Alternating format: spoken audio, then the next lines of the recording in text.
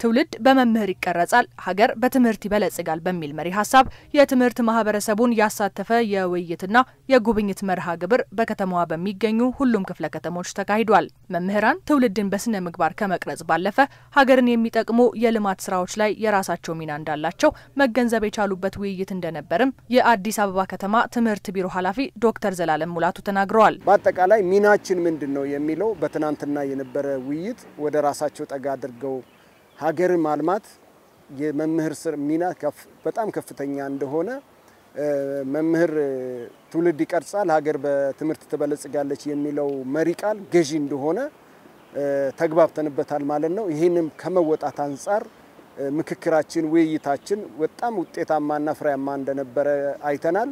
ለትምህርት ዘርፉ በመንግስት በተሰጠው ልዩ ትኩረት መነሻ ተጨማሪ ትምህርት ቤቶችን ከመገንባት ደረጃውን የጠበቀ ትምህርትን ከመስጠት አኳያ ውጤታማ ተግባር መመዝገቡንም ኃላፊው ጠቁመዋል። መንግስት እንግዲህ ከለውጥ በኋላ የትምህርት አጠቃላይ ሁኔታን በመገምገም ያሉትን ስብራቶችና ህጸጾች ለማረም በከፍተኛ ኢንቨስትመንት በልዩ ትኩረት ስራዎች ተሰርቷል።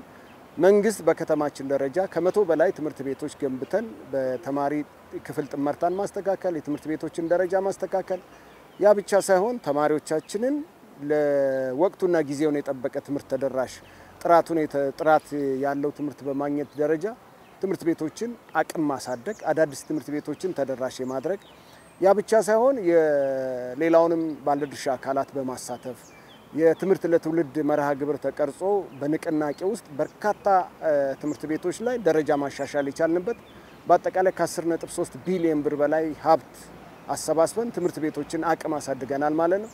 በቂርቆስ ክፍለ ከተማ ተገኝተው የካዛንቺስ አካባቢ የልማት ስራዎችን የጎበኙት ኃላፊው መምህራኑ በዚህ መርሃ ግብር መሳተፋቸው በቀጣይ ያሉ ልማቶች ላይ የራሳቸውን ድርሻ እንዲወጡ ያስችላቸዋልም ብለዋል። የኮሪደር ልማቱ ከዚህ ቀደም የነበረውን የስራ ባህል የቀየረና በዚህም በአጭር ጊዜ ውስጥ ስራዎችን ማጠናቀቅ የሚያስችል ልምድ የሚቀሰምበት እንደሆነም በማሳያ ጠቅሰዋል። በጣም አንዱ ትልቅ ሪቮሉሽን የመጣው በነገራችን ላይ ኮሪደር ልማቱ ያመጣው ለውጥ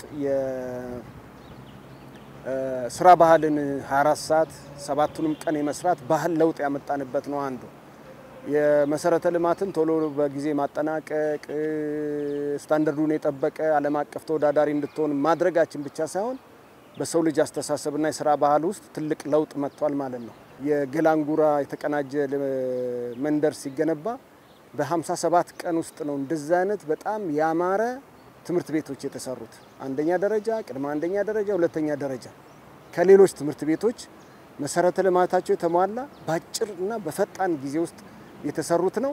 ብዙ ትምህርት ቤቶችም በዚህ መልኩ እየተሰሩ ነው። በከተማው የተሰሩ ተግባራት ልማትን በጥራትና በፍጥነት የማከናወን ተምሳሌቶች ናቸው ያሉት የአዲስ አበባ ከተማ ትምህርት ቢሮ ኃላፊ ዶክተር ዘላለም ሙላቱ በትምህርቱ ዘርፍም ይህንን መድገም እንደሚገባ አሳስበዋል።